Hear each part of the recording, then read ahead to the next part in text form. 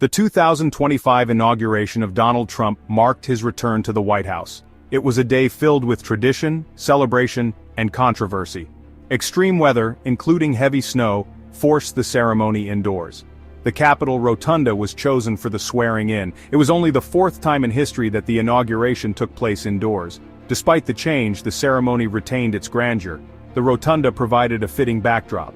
Carrie Underwood delivered a stirring rendition of America the Beautiful. Christopher Macchio followed with the national anthem. The University of Nebraska-Lincoln Choirs and the United States Marine Band also performed. The relocation added complexity to the day's events. Limited space meant many couldn't attend. This fueled frustrations among some. The weather cast a pall over outdoor festivities. The traditional parade was canceled. The National Mall was largely empty. Despite challenges, the inauguration proceeded. It was a reminder of the resilience required to adapt to unforeseen circumstances. Following his swearing-in, President Trump addressed supporters at a victory rally held at Capital One Arena. The venue, typically home to the Washington Wizards and Capitals, was packed with enthusiastic attendees. The rally was a stark contrast to the more formal inauguration ceremony. The atmosphere was electric, with the crowd erupting in cheers and chants as President Trump took the stage. Musical performances by Kid Rock, The Village People, Billy Ray Cyrus, and Liberty University's Praise Choir added to the celebratory mood. The event had a distinct campaign-style feel, with President Trump revisiting familiar themes and rhetoric. The energy in the arena was just incredible. We were all so pumped to see President Trump take the stage and speak to us directly. From the arena, the presidential motorcade embarked on a shortened route to the White House.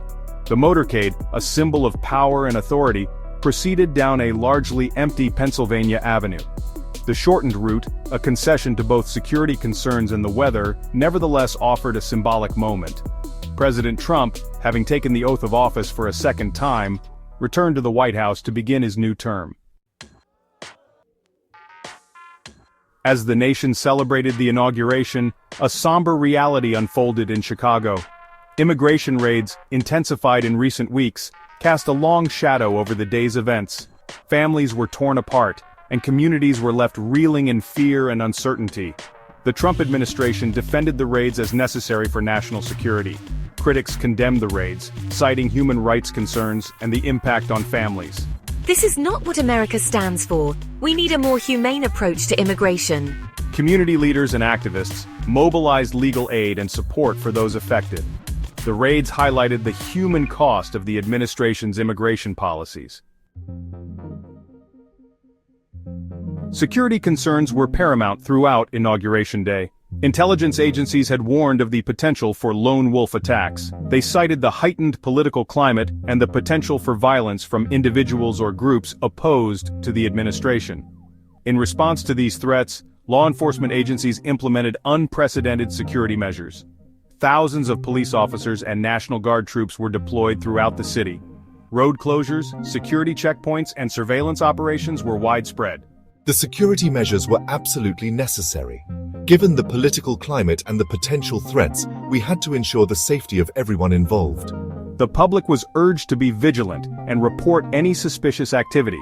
The enhanced security measures, while necessary to ensure the safety of the president and the public, created an atmosphere of heightened anxiety for some. The heavy security presence served as a stark reminder of the very real threats faced in today's world. It underscored the challenges of balancing security concerns with the preservation of civil liberties and the open nature of democratic societies.